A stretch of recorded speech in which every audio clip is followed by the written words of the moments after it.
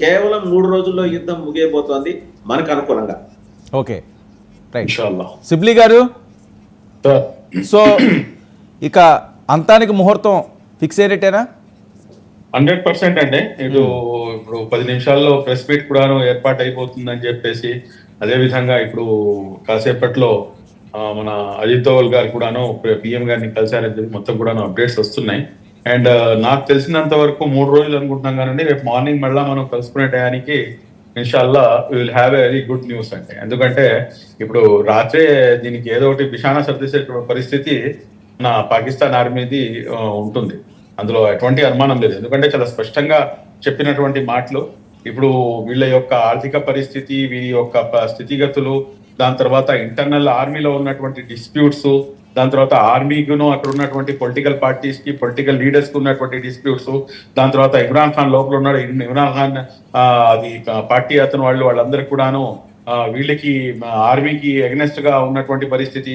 ఇటువంటి సిచ్యువేషన్స్ లో ఏంటంటే వాళ్ళు ఎక్కువ రోజులు దీనికి ఇచ్చేయలేరు. డెఫినెట్లీ ఏంటంటే ఏదో ఒకటి చేయాలి అని చెప్పేసి ఇది చేసినట్టుగా కనిపిస్తుంది. కానీ డెఫినెట్ గా ఏంటంటే వీళ్ళు చాలా పెద్ద పొరపాటు చేశారంటే, ఆ పొరపాటు ఏంటంటే సివిలియన్స్ పై అటాక్ చేయడం అనేది నిజంగా చాలా దురదృష్టకరమైనటువంటి అంశం.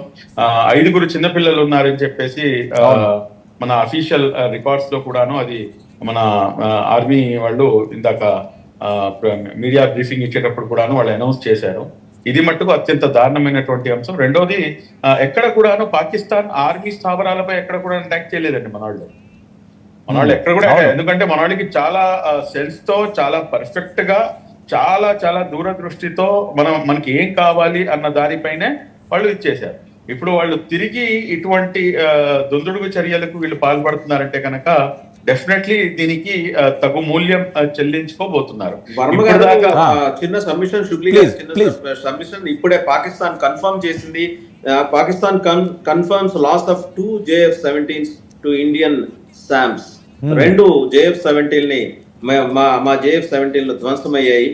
1 F-16 ఆల్సో షాట్ డౌన్.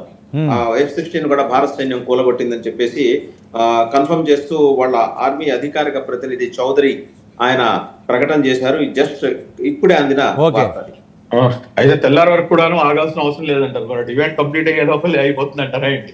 అలాగే కనిపిస్తుంది పరిస్థితి చూస్తుంటే 100% ఇన్షాల్లా. కాబట్టి మనం ఎక్కువగా దీని గురించి ఏంటంటే సార్ మనం ఇవ్వాల్సిన అవసరం లేదు. ఎందుకంటే ఒక్కసారి అంటే సిబ్లీ గారు ఇక్కడ ఆలోచించడం ఏంటంటే ఉగ్రవాదులను లేకపోతే వాళ్ళు పెంచి పోషించే వాళ్ళను ఏం చేసినా పర్లేదు. సో ఈ అటాక్స్ లో సామాన్యమైన ప్రజలు పోతారు కదా అని కదా అందరూ టెన్షన్ పడేది. అది అయితే చూడండి, ఇప్పుడు ఎవరు కూడాను యుద్ధాన్ని కోరుకోరండి. యుద్ధ నీతిని పాటిస్తారు అంతే తప్పించి నేను అనేక సార్లు మనం ఎంత మన భారతదేశంపై ఎంత మనకి మక్కువతో, మనం ఎంత సెంటిమెంటల్ గా ఫీల్ అయ్యి, మనం ఎంత దీంతో మాట్లాడినా కూడా కానీ అల్టిమేట్ గా నేను అనేకమైనటువంటి టీవీ డిబేట్స్ లో చెప్పాను.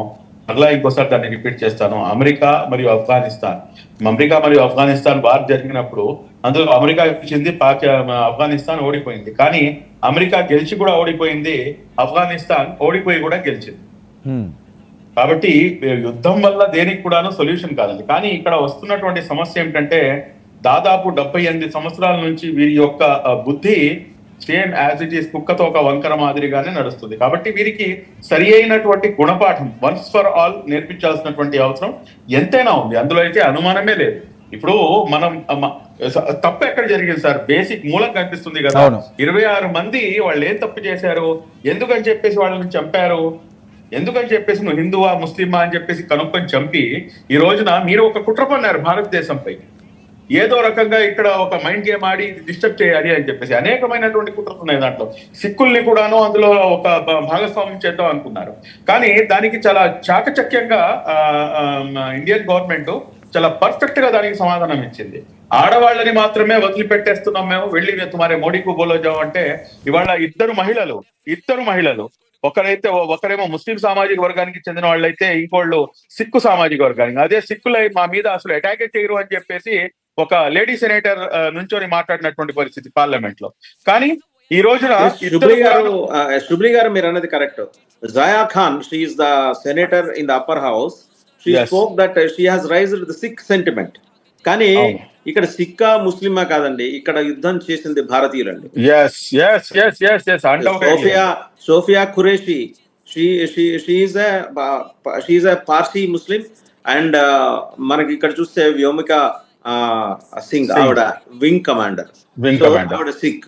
కానీ ఇక్కడ సిక్ ముస్లిం అనేది కాదండి చూసింది భారతదేశం. అండ్ ఇంకొకటి, ఒక మెసేజ్ స్పష్టంగా ప్రధానమంత్రి అలాగే హోంమంత్రి అజిత్ దోవల్ గారు వీళ్ళందరూ మెసేజ్ పంపించారంటే, పాకిస్తాన్ ని ఓడించడానికి మా నారీ శక్తి ముందు మీరు నిలవలేరు అని నిరూపించడం కోసం వాళ్ళని అంతర్లీనంగా వాళ్ళు పంపించాలనుకున్న చెప్పిన సందేశం కూడా అదే. మిమ్మల్ని కొట్టి వెనక్కి వచ్చి ఇక్కడ ప్రెస్ మీట్ అటెండ్ అవుతున్నారు, ఇది గమనించండి అని అంతర్జాతీయ సమాజానికి సటిల్ గా చెప్పే ప్రయత్నం భారత ప్రభుత్వం చేసింది. And we must salute those 2 women officers. Exactly అండి, 100%. కాబట్టి మనం